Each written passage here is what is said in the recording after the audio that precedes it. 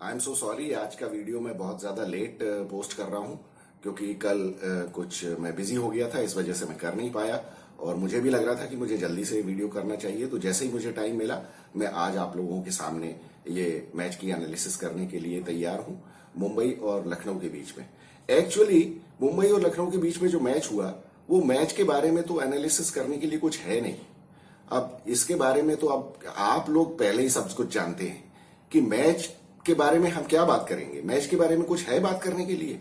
जहां सामने वाली टीम 144 रन बनाए पहले बैटिंग करते हुए, और फिर तो उसके बाद उस मैच के बारे में क्या बात कर सकते हैं। और मुंबई के बारे में लेकिन मैं ये कहूंगा कि देखिए, अब जैसा मैंने थंबनेल पे भी लगाया है कि हो गई तसल्ली। ये क्वेश्चन मेरा किसके लिए है, ये आप लोग पहले से भी जानते हैं कि मेरा ये क्वेश्चन हमेशा, देखिए हार्दिक पांड्या ने क्या किया क्या नहीं किया, हार्दिक पांड्या कैसे आया, हार्दिक पांड्या ने कौन सी शर्त रखी मुंबई में आने के लिए, हार्दिक पांड्या ने जो कुछ भी किया, मुझे उससे कोई शिकायत नहीं है। करने वाला, अप्रूव करने वाला कौन है? अप्रूव करने वाला तो मुंबई का मैनेजमेंट है ना। तो आज आंसरेबल भी मुंबई का मैनेजमेंट ही होगा ना। हम लोग मुंबई की टीम की जो परफॉर्मेंस है या जो कुछ भी हुआ इस आईपीएल में, उसमें हम हार्दिक पांड्या को दोष दें, उससे ज्यादा दोषी तो मुंबई का मैनेजमेंट है। और मेरा क्वेश्चन ये है कि मुंबई के मैनेजमेंट में एक्चुअली है कौन? मतलब मुझे देखिए ऐसा लगता है कि इतनी बड़ी ऑर्गेनाइजेशन जो है मुंबई इंडियंस, उसके बाद उनकी जो पेरेंट ऑर्गेनाइजेशन है, वो इतनी बड़ी ऑर्गेनाइजेशन है कि यहां पे मुझे नहीं लगता कि ओनर्स कोई इन्वॉल्व होते होंगे इसमें। और जिस तरह से उनकी कंपनी का या उनकी पेरेंट कंपनी का जो ट्रैक रिकॉर्ड रहा है, तो मैं एज अ मैनेजमेंट कंसल्टेंट मैं आपको ये बताता हूं कि कोई भी कंपनी इतनी बड़ी नहीं हो जाती है जब वो माइक्रो मैनेजमेंट करे। तो अगर मुंबई इंडियंस की कप्तानी किसको देनी है किसको नहीं देनी है, ये अगर मुंबई इंडियंस की टीम के ओनर्स अगर ये डिसाइड करने लगे, तो मुझे लगता है कि फिर ये माइक्रो मैनेजमेंट आ जाता है। लेकिन ऐसा मुझे लगता नहीं है। मैं आई एम नॉट श्योर कि ऐसा कोई करेगा, कोई भी ओनर ऐसा करेगा। क्योंकि देखिए, हमने ये सुना है मुंबई इंडियंस में अभी तक जितने भी प्लेयर्स खेलते आए हैं, उसमें से बहुत सारे लोगों को हमने ये कहते हुए सुना है कि देखिए, मुंबई इंडियंस में जब भी आप खेलते हैं ना, तो आपको जो भी चीज चाहिए या जिस भी चीज की परेशानी है, जिस भी चीज में हेल्प चाहिए, तो वहां पे एक ये फैसिलिटी है कि आपको वर्ल्ड की बेस्ट, आपको अवेलेबल जो भी फैसिलिटी है वो मिलती है। मतलब आप चाहे कोचेस कहें, चाहे आप फिटनेस ट्रेनर्स कहें, चाहे फिटनेस इक्विपमेंट्स कहें, या जैसा आपने देखा होगा कि कई आईपीएल में तो हमने ये देखा है, जब ये दुबई में आईपीएल हुए थे तो इन लोगों के लिए तो 7 स्टार रिसोर्ट्स बुक किए गए थे मुंबई इंडियंस के प्लेयर्स के लिए। तो मतलब वो वहां कहीं भी कंप्रोमाइज नहीं करते हैं क्वालिटी में। लेकिन और यहां पे भी मुंबई इंडियंस ने जो मैनेजमेंट अपना सिलेक्ट किया, जो भी कोचेज इन्होंने सिलेक्ट किए, तो वो प्रूवन परफॉर्मर्स थे अपनी जगह के। लेकिन मेरा सवाल ये है कि प्रूवन परफॉर्मर्स जो भी होते हैं, इसका मतलब ये नहीं है कि वो कोई बहुत अच्छे कोचेज भी होंगे या बहुत अच्छे मेंटोर्स भी होंगे, या साइकोलॉजिकली वो प्लेयर्स को हेल्प कर सके, या फिर लास्ट बात ये है कि क्या वो प्लेयर्स को ये बता सकते हैं कि क्या सही है और क्या गलत। यहां पे देखिए, जो कुछ भी मुंबई इंडियंस की कप्तानी में चेंज हुआ है, और जिस तरह से इन्होंने रोहित शर्मा को मैं तो ये कहूंगा कि बेइज्जत करके हटाया, क्योंकि ये इसको बहुत अच्छी तरह से कर सकते थे लेकिन उन्होंने नहीं किया। तो इन लोगों ने शायद ये सोचा ही नहीं कि इसके रिपरकशंस क्या हो सकते हैं।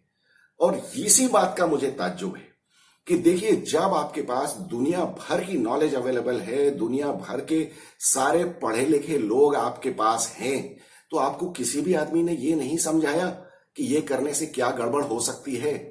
क्या मुंबई इंडियंस, देखिए हम लोग भले ही आईपीएल की जो हमने प्री एनालिसिस की थी आईपीएल शुरू होने के पहले, उसमें हमने मुंबई इंडियंस को ये कहा था के बारे में ये कहा था कि भाई मुंबई इंडियंस, हमको लगता है कि प्लेऑफ्स की 4 में से एक दावेदार टीम होगी। लेकिन वो प्लेयर्स के स्टेचर के हिसाब से, उनकी हिस्टोरिकल रिकॉर्ड के हिसाब से, उनकी करंट परफॉर्मेंस के हिसाब से हमने ये बात कही थी। क्योंकि जब भी देखिए आप एनालिसिस करते हैं तो आप प्रिडिक्शंस करते हैं बेस्ड ऑन हिस्टोरिकल डेटा, और हिस्टोरिकली अगर हम देखें तो मुंबई इंडियंस का एक एक प्लेयर जो भी है इस टीम में, जो प्रोबेबल 11 या 12 या 14 प्लेयर्स आप कह लें, तो उसमें से किसी को भी आप डाउट नहीं कर सकते कि इसकी परफॉर्मेंस में कोई खराबी है या ये डिजर्व नहीं करता है आने के लिए। और फॉर दैट मैटर आप मतलब सबसे नए जो प्लेयर्स हैं उन्हीं को देख लें, नुवान तुषारा और गेराल्ड कुडसे को ही देख लें कि ये लोग भी अच्छी खासी श्रीलंका की तरफ से नुवान तुषारा ने परफॉर्म किया है। गेराल्ड कुडसे का तो 50 ओवर वर्ल्ड कप में परफॉर्मेंस हमने देखा हुआ है। तो प्लेयर्स की परफॉर्मेंस और उनकी कैपेबिलिटी के हिसाब से हमको कोई डाउट नहीं है, लेकिन एक बहुत बड़ी चीज होती है टीम का एनवायरनमेंट और टीम में आपने किस तरह से डिसीजंस लिए हैं, और खासतौर पर टीम का सेनापति, आपका कप्तान, जिस तरह से आपने ये सब वो जो ट्रांजिशन आपने किया उसकी वजह से ही आज टीम की ये हालत है। और ये बात तो देखिए मुंबई के पहले मैच से ही हम कहते चले आ रहे हैं, लेकिन ताज्जुब की बात यह है कि करोड़ों अरबों रुपए आपके पास होने के बाद और आपके पास ये अवेलेबिलिटी हो सकती है कि आपके पास बहुत सारे स्पेशलिस्ट हो जिनकी आपको एडवाइस मिल सकती है, लेकिन आपको एडवाइस मिली भी तो ये घटिया एडवाइस कि इस तरह से करो आप। ये मुझे बहुत बड़ा ताज्जुब लगा था उस टाइम कि ये मुंबई इंडियंस का मैनेजमेंट इस तरह से कैसे कर सकता है। इस तरह से कोई भी कंपनी, कोई भी बिजनेस ऑर्गेनाइजेशन अगर इस तरह से अपने लीडर्स के साथ बिहेव करेगी, उसका यही हाल होगा। उसको मुंह के बल पटकनी मिलनी ही मिलनी है। इसमें कोई कुछ नहीं कर सकता, क्योंकि देखिए एक चीज तो ये होती है कि एक तो प्लेयर की परफॉर्मेंस है, लेकिन उसके बाद जब इस तरह से बैकलैश होता है ना, तो आखिरकार आदमी ह्यूमन ही है। हार्दिक पांड्या कितना ही अच्छा ऑलराउंडर रहा हो पहले, लेकिन ये सारी चीजें ये उसको भी तो सुनाई देती है ना कि क्या हो रहा है। और फिर करंट उसकी फिटनेस के हिसाब से आप क्या उम्मीद करते हैं कि वो इतना बर्डन झेल सकता था? तो हमारे सामने है कि उसका क्या हुआ।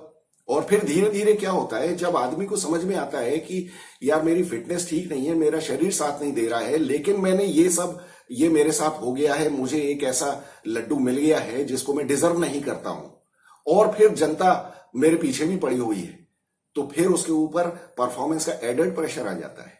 जब आपका शरीर साथ नहीं दे रहा है और इतना ज्यादा बैकलैश आ रहा है, आखिर में कोई भी ह्यूमन बीइंग इतना स्ट्रांग नहीं होता है कि वो इस सब को झेलने के बाद भी ये सब बर्दाश्त कर जाए। वो बहुत ही अनोखे खिलाड़ी हुए हैं, हिस्ट्री में हुए हैं, जो कि सभी से लड़ते रहे लेकिन वो परफॉर्म भी करते रहे। तो ऐसे में तो हार्दिक पांड्या का फेल होना तो ऑलमोस्ट तय था, ये तो हमको पता था। अब लेकिन मैं तो ये कहूंगा इससे भी बड़ा फेलियर मुंबई इंडियंस के मैनेजमेंट का है। आपने कैरन पोलार्ड को ले लिया अपने मैनेजमेंट में, मार्क बाउचर को ले लिया, लसित मलिंगा है, आपके पास पहले महिला जयवर्धने भी था, और सचिन तेंदुलकर। हाँ, सचिन तेंदुलकर किधर है आजकल?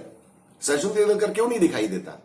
हमें बीच में ये भी सुनाई दिया कि भाई सचिन तेंदुलकर जो है वो सिर्फ मुंबई में जो मैचेस होंगे उन्हीं में आएगा, बाकी मैचेस में वो नहीं जाएगा। एक्चुअली उसका तो बस चले तो वो किसी भी मैच में ना आए, और ना ही आना भी चाहिए। लेकिन सचिन तेंदुलकर के आपके वहां डगआउट में बैठने से क्या हो जाएगा यार? आप जिसको कहते हैं ना, ये जो हवा निकले हुए गुब्बारे में हवा भर सकते हो क्या आप? तो इस टाइम जो मुंबई इंडियंस की टीम की परफॉर्मेंस चल रही है ना, वहां जो प्लेयर्स दिख रहे हैं वो उनकी सबकी हवा निकली हुई है। कुछ जो प्लेयर्स परफॉर्म कर सकते हैं, वो मैं ये नहीं कहूंगा कि जानबूझ के परफॉर्म नहीं कर रहे हैं, लेकिन उनका परफॉर्मेंस करने का मन नहीं है। क्योंकि देखिए सीधी सी बात है, रोहित शर्मा की जगह कोई भी आदमी होगा वो कहेगा भाड़ में जाओ मेरी बना से यार। मैंने देखिए कॉर्पोरेट वर्ल्ड में ये बहुत सारे एग्जांपल्स देखे हैं इस तरह से। अगर आप किसी प्रूवन परफॉर्मेंस के साथ बदतमीजी करते हो तो फिर वो यही करते हैं, they start working to rule. What does it mean is that there are certain rules according to which a player or an employee has to perform, and they just fulfill that criteria. जो मेरे job description में लिखा हुआ है वो मैं करूंगा या वो मैं करने की कोशिश करूंगा। अब प्ले में या गेम में ये थोड़ा सा डिफरेंट इसलिए हो जाता है क्योंकि देखिए कॉर्पोरेट वर्ल्ड में जो आपका पोर्टफोलियो होता है वहां तो आपकी परफॉर्मेंस इमीडिएटली जज हो जाती है, लेकिन यहां स्पोर्ट्स में एक चीज का लीवरेज प्लेयर को मिलता है कि नहीं, कभी प्लेयर फेल भी हो सकता है। तो उस चीज का फायदा मैं ये नहीं कह रहा हूं कि जानबूझ के कोई रोहित शर्मा उठा रहा है या स्काई उठा रहा है या जसप्रीत बुमराह ने जानबूझ के कल विकेट नहीं लिया, ऐसा मैं नहीं कह रहा हूं। लेकिन यह है कि वो they are working to rule, कि भाई ठीक है हमें बॉल डालना है, हमने बॉल डाल लिया, हम आए। रोहित शर्मा का रोल ये है कि जाके विस्फोटक बल्लेबाजी की शुरुआत की कोशिश करनी है, तो वो उसने कोशिश की, उसके बाद आउट हो गया।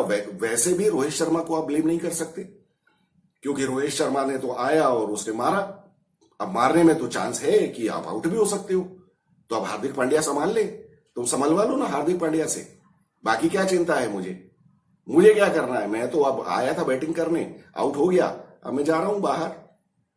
तो ये मुंबई इंडियंस को सोचना है कि मुझे ताज्जुब है इस बारे में। तो बहुत ही मतलब मैं तो ये कहूंगा, इफ आई से this in English, then if you try to act smart, sometimes what happens, a person tries to act over smart, then he falls flat on his face, he ends up looking just like a fool.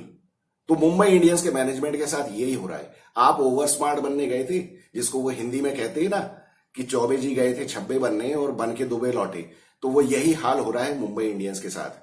अब ये तो इनको बहुत serious question अब इनके सामने ये है कि अब ये आगे के सीजन में क्या करेंगे। आगे के सीजन में इनके लिए मेरी सलाह ये होगी कि धीरे से एक काम करो, आप सारे प्लेयर्स को जाने दो और अब पूरी नई टीम लेके आओ, जिसका कि कोई हार्दिक पांड्या के साथ कोई पर्सनैलिटी क्लैश ना हो, या कोई ये क्लैश ना हो कि भाई मेरा स्टेचर जो है वो हार्दिक पांड्या से बड़ा है या हार्दिक पांड्या से कुछ कम नहीं है, या मैंने कोई परफॉर्मेंस हार्दिक पांड्या से ज्यादा या कम नहीं की है। क्योंकि जसप्रीत बुमराह, स्काई और रोहित शर्मा का तो खैर अगले साल कोई भरोसा है नहीं कि वो टीम में रहेगा या नहीं रहेगा। हो सकता है वो खुद ही मना कर दे कि मुझे रिलीज कर दो, लेकिन कोई फायदा नहीं है इन बाकी टीमों के बाकी प्लेयर्स को अगर आप लेके जाओगे तो ये सिचुएशन अगले साल फिर से होगी। इसलिए अब इनको पूरी टीम रीबिल्ड ही करनी पड़ेगी। और खैर वो तो हम पहले भी डिस्कस कर चुके हैं कि ये इन्होंने लंगड़े घोड़े पे जो दांव लगाया है, ये दांव चलने वाला नहीं है। हार्दिक पांड्या का खुद कितना भरोसा है कि वो कितना खेलेगा। इन्होंने बहुत बड़ी गलती की और मुझे ताज्जुब, बार बार मैं यही कहता हूं कि यही मुझे ताज्जुब हो रहा है, मुंबई इंडियंस इतनी बड़ी गलती कैसे कर सकती है।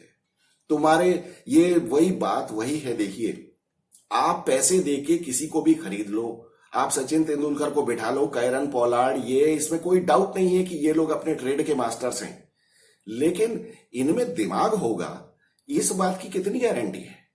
देखिए मैं कई बार ये कहता हूं कि सिर्फ एक एजुकेशनल डिग्री होने से आदमी इंटेलिजेंट हो जाए ये कोई जरूरी नहीं है। और यही सेम बात गेम में भी आती है कि किसी आदमी ने हिस्टोरिकली खेल के बहुत रिकॉर्ड्स बनाए हैं, इसका मतलब उसमें अकल होगी या कोई कप्तान वो बहुत अच्छा होगा, ये कोई जरूरी नहीं है। ये सारा इन प्लेयर्स के साथ हम इंडिविजुअली भी देख चुके हैं। थोड़ा बहुत ये जो मैनेजमेंट में जो बैठे हैं ना, इसमें लसित मलिंगा ने श्रीलंका की कप्तानी में थोड़ा बहुत कुछ किया है, लेकिन उसके अलावा सचिन तेंदुलकर की कप्तानी में इंडिया की क्या हालत थी ये हम बहुत अच्छी तरह जानते हैं। किस तरह से पसीने पसीने हो गया था वो, ये तो अब आप लोगों में से बहुत सारे लोग नहीं जानते होंगे। उसका तो करियर शुरू मेरे सामने हुआ है और खत्म मेरे सामने हुआ है, उसकी तो मैं सब रग रग से वाकिफ हूं। एक वीडियो उसके बारे में भी बनाऊंगा मैं, जो उसके बारे में जो मिथ चलती है ना ये गॉड ऑफ क्रिकेट वाली, वो एक दिन मैं बताऊंगा आप लोगों को। टाइम मिलना चाहिए उसके लिए, वो वीडियो भी मैं एक बनाऊंगा। और फिर उसके बाद कैरन पोलार्ड ने कितना अपनी वेस्ट इंडीज की कौन सी कप्तानी कर ली है, या जिस भी फ्रेंचाइज में वो खेला है कौन सी उसने कप्तानी की है अपनी, तो उसकी क्या परफॉर्मेंस है। लेकिन यहां तो देखिए ये तो गेम से अलग चीज है, हालांकि ये गेम से बहुत ज्यादा रिलेटेड है कि आप इस तरह से कैसे कर सकते हैं यार, क्या बेवकूफी का डिसीजन लिया है इन लोगों ने। और ये जो जिल्लत हो रही है इनकी, तो ये डिजर्व करते हैं ये सारे के सारे। अब मुझे तो लगता है कि मुंबई इंडियंस का जो टॉप मैनेजमेंट है, मतलब ये कोचेस के ऊपर, ये कहीं इनका फोटो ना छाप दे इनका कि यही है सब लानती, इन लोगों ने ही बर्बाद किया है। ये देखिए जब इस तरह का डिसीजन लेती है ना कोई कंपनी या कोई ऑर्गेनाइजेशन, या मुंबई इंडियंस ने जो किया है, ये मतलब इसको इतनी आसानी से ये अवॉइड कर सकते थे, लेकिन पता नहीं इन लोगों ने क्या किया है। इतनी बड़ी गलती मैं सोच भी नहीं सकता हूं। अरे यार आप लोगों के पास करोड़ों रुपए हैं, आप करोड़ों रुपए देके कंसल्टेंट्स हायर करते हो। देखिए मैं जानता हूं कि कोई भी कंपनी इतनी बड़ी नहीं हो जाती है खुद से काम करके, इसके लिए आपको हेल्पिंग हैंड्स चाहिए होते हैं, कंसल्टेंट्स चाहिए होते हैं।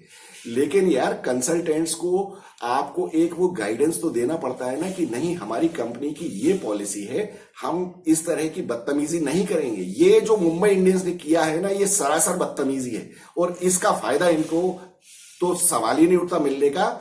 इसी की वजह से सारी बेइज्जती इनकी हो रही है, सारी जिल्लत इनकी हो रही है। इन्होंने एक तो गलत घोड़े पे दांव लगाया, ऊपर से जो किया वो गलत तरीके से किया। तो ये मुझे तो मेरे पास तो शब्द नहीं है इसको डिस्क्राइब करने के लिए। अरे हम लोगों का कोई नाम नहीं है, हमारे जैसे जो कंसल्टेंट्स है ना, इनका कोई नाम नहीं है। लेकिन ये तो अब देखिए, हाइंडसाइट में ये कहना बड़ा आसान है किसी भी आदमी के लिए, लेकिन ये हम तो बहुत पहले से कहते चले आ रहे हैं ना कि आपको करना ही था तो आप रोहित शर्मा को कॉन्फिडेंस में लेके करते यार। आपने जो करोड़ों रुपए दे के जो कंसल्टेंट्स लिए हैं, उन्होंने आपकी अरबों रुपए की बेइज्जती करवाई है। अरे हम तो फ्री में एडवाइस दे रहे थे। और देखिए, ये बात अगर किसी को समझ में नहीं आती है ना, तो मैं तो उसकी अकल पे तरस खाने के अलावा कुछ कर नहीं सकता हूं। आप क्या सोचते हो यार, सचिन तेंदुलकर आपको बताएगा ये कि क्या करना चाहिए? और सचिन तेंदुलकर में कुछ भी हो, इतनी अकल तो होगी कि उसे ये कहना चाहिए था कि ये सब गलत कर रहे हो आप। लेकिन हिम्मत कहां है बोलने की यार। मैं वही कहता हूं, बार बार मैं वही बात कहता हूं कि तुम्हारे भारत रत्न होने से फायदा क्या है यार किसी को, जब तुम एक सही बात नहीं बोल सकते हो। मैं बाकी की तो औकात की बात ही नहीं करता हूं। कैरन पोलार्ड, लसित मलिंगा, इनको तो डैश पे लात मार के कल भगा दो यार। इनको कौन पूछता है? इनको ये जाके कहीं और नौकरी करने लगेंगे। लेकिन सचिन तेंदुलकर को तो बोलना चाहिए था ना। सचिन तेंदुलकर ने तो अपनी जिंदगी में बहुत क्रिकेट खेला है। ग्रेग चैपल के टाइम पे इंडियन क्रिकेट टीम में कितना फ्रस्ट्रेशन था इसको, या सारे प्लेयर्स को, ये इसको समझ में नहीं आता। तो इसको नहीं मालूम है कि टीम का एनवायरनमेंट कितना ज्यादा जरूरी है। तो इसने अपने वहां होते हुए रोहित शर्मा के साथ ये सब होने कैसे दिया? ये नहीं बता सकता था मैनेजमेंट को कि मैडम ये मत करो, बैंड बज जाएगी तुम्हारी टीम की। लेकिन इसकी मुंह से फूटा नहीं कुछ, क्योंकि फूट नहीं सकता है, दम नहीं है बोलने की। अरे यार, सचिन तेंदुलकर में अकल होती तो अब देखिए, मैं ये बात बहुत कड़वी बात कह रहा हूं। मेरे को उस बच्चे से कोई प्रॉब्लम नहीं है, अर्जुन तेंदुलकर से। लेकिन चूंकि कॉन्टेक्स्ट ऐसा चल रहा है, इसलिए मुझे ये बोलना पड़ रहा है कि अर्जुन तेंदुलकर का जो बॉलिंग का रनअप है, वो देख के कोई भी आदमी ये कहेगा कि भैया तू क्रिकेट खेलना छोड़ दे और तू कुछ और कर ले। वो जिस तरह से बॉलिंग में रनअप पे आता है ना, कौन आदमी उसको देख के कहेगा? वो उसको देख के हंसी आने लगती है। अब मुझे बिल्कुल अच्छा नहीं लग रहा ये कहते हुए, लेकिन सचिन तेंदुलकर, तुमने इतने 50,000 रन बना दिए, तुमको देख के समझ में नहीं आ रहा है कि तुम्हारा बेटा बॉलिंग नहीं कर सकता? ऊपर से अगर तुम्हें उसे मार मार के क्रिकेटर बनाना ही था, तो वो जो मुंबई इंडियंस को तुमने रिक्वेस्ट की ना कि ये अर्जुन तेंदुलकर को टीम में ले लो, मुंबई इंडियंस की टीम में, और टीम के साथ उसको खिलाओ, उसको एक्सपीरियंस करवाओ। अगर अकल होती तो ये महेंद्र सिंह धोनी को बोलता कि भैया सीएसके की टीम में ले लो। आज किसी भी बच्चे को अगर क्रिकेट खेलना है, क्रिकेट सीखना है, उसे सीएसके की टीम में पैसे दे के जाके खेलना चाहिए। लेकिन सचिन तेंदुलकर, इतनी अकल है कहां? तो खिलाओ मुंबई इंडियंस में, देखता हूं मैं अर्जुन तेंदुलकर का क्या होता है। वो धीरे के धीरे ऐसे ही बाहर हो जाएगा वहां से, उसका कुछ होने जाने वाला नहीं है। अगर अभी भी अकल हो तो जाके सीएसके की टीम में भेज दो। अभी तो वैसे भी धोनी बाद में वहां मेंटर बनने वाला है, कुछ भी होगा तो अगर कुछ उसको रिफाइन कर सकेगा। यहां तो लेकिन फिर बात वही है, जब इस तरह से लोग, ये इनमें अकल होती नहीं है, इस तरह के काम करते हैं, तो इनकी बेइज्जती ऐसे ही होनी है।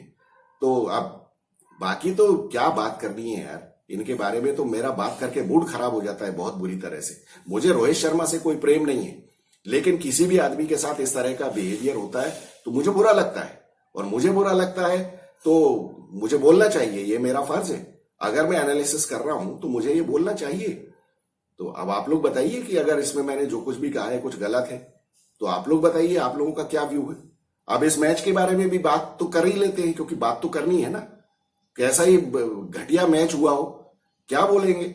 टॉस जीत के आज अकलमंदी की राहुल ने कि पहले बैटिंग नहीं ली, क्योंकि अब उसको समझ में आ गया होगा कि भैया यहाँ तो मैच जीतना जरूरी है। देखिए, अब ये वही वाली बात है जो दिल्ली ने गलती की थी ना केकेआर के सामने, जो सूरमा बन गए थे ये लोग टॉस जीत के कि हम लोग पहले बैटिंग करेंगे।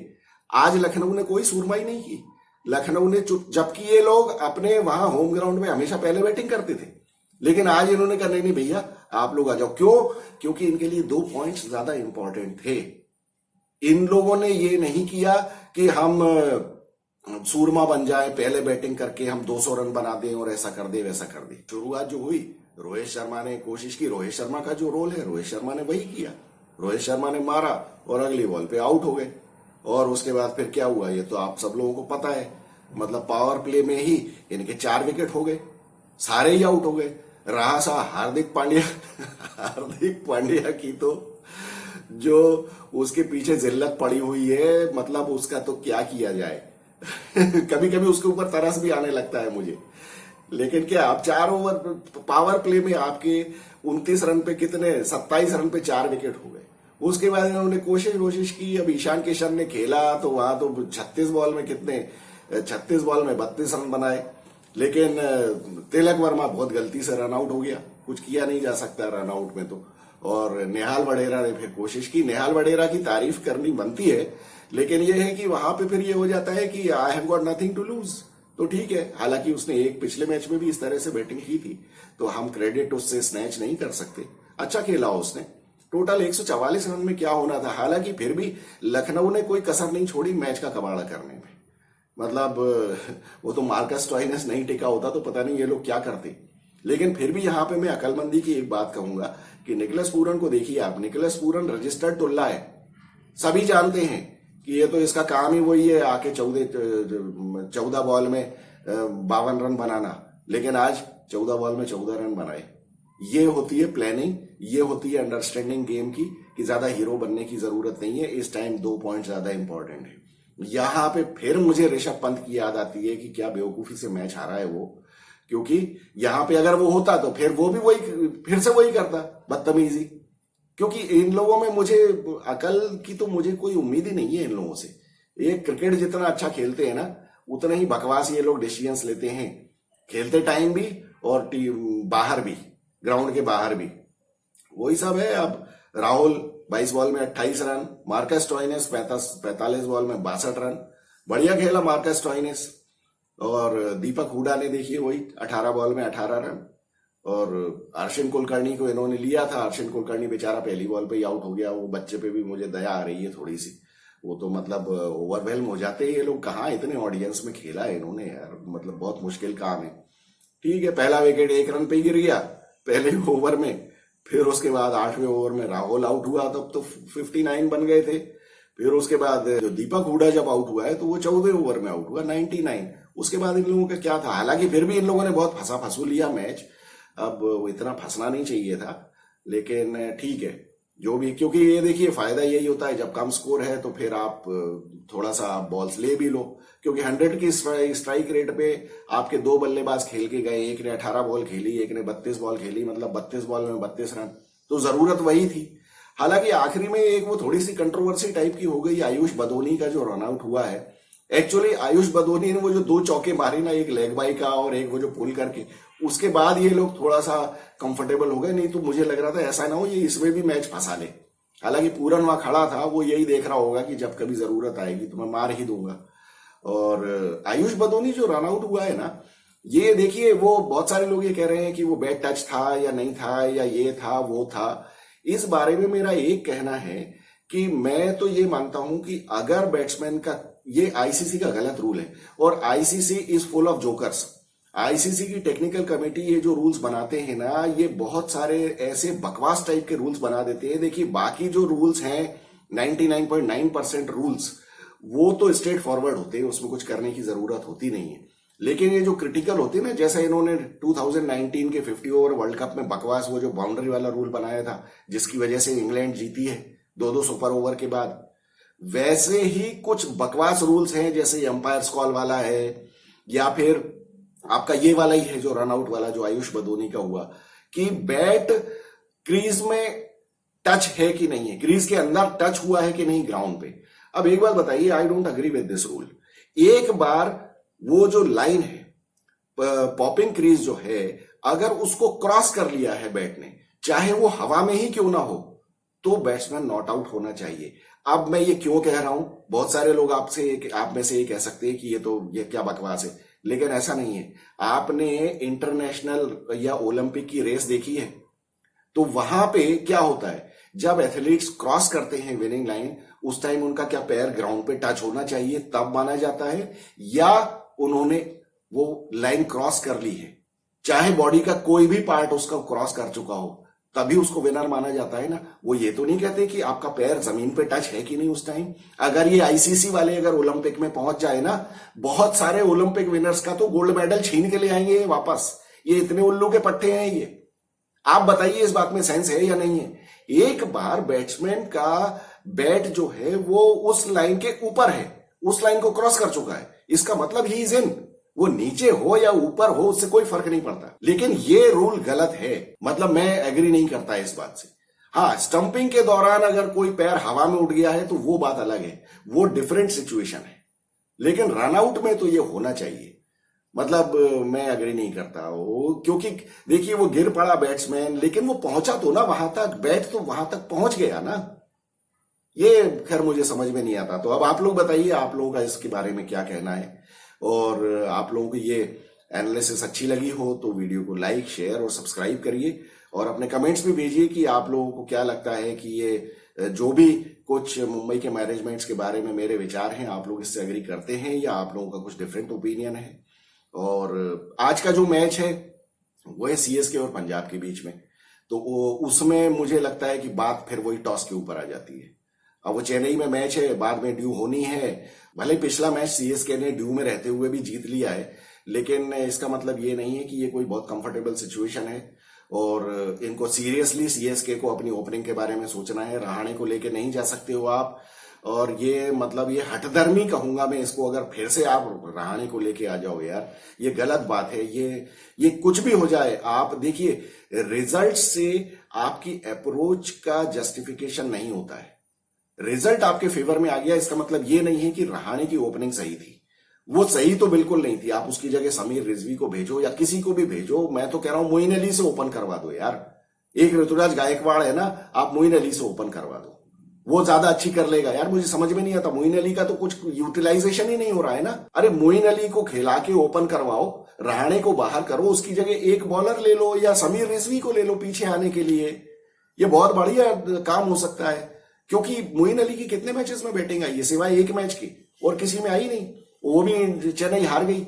मोइन अली की जब बैटिंग आएगी तो चेन्नई के हारने के ज्यादा होंगे आसार, खासतौर पे पहले। बाद में बैटिंग आए तो चलो ठीक है, मैं मान सकता हूं कि सिचुएशन ऐसी हो गई कि मारना था, पीटना था, विकेट गिर गए थे तो इसने मैच जिता दिया, लेकिन चेन्नई बहुत गड़बड़ कर रही है। बाकी ये है कि पंजाब का खेल तो सीधे सीधे ये है कि वो टॉस जीते और बाद में बैटिंग करे, तभी उनका चांस बनता है। क्योंकि ये लोग पहले बैटिंग करेंगे तो ये इतने रन चेन्नई नहीं बनाने देगी इनको कि ये बिल्कुल ऐसे 250 रन बना दे। भले इन्होंने पिछले मैच में बनाए हो, क्योंकि यहाँ बेयरस्टो ने भी सेंचुरी बनाई है, जो कुछ भी किया है, लेकिन बेयरस्टो शुरू में जितना एजी खेलता है ना, वो चेन्नई पकड़ लेगी उसको।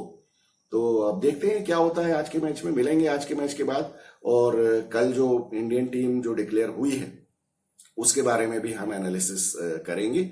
So I look forward to meeting you again soon. And I'm Vikas Saxena, the biased analyst. Thank you so much.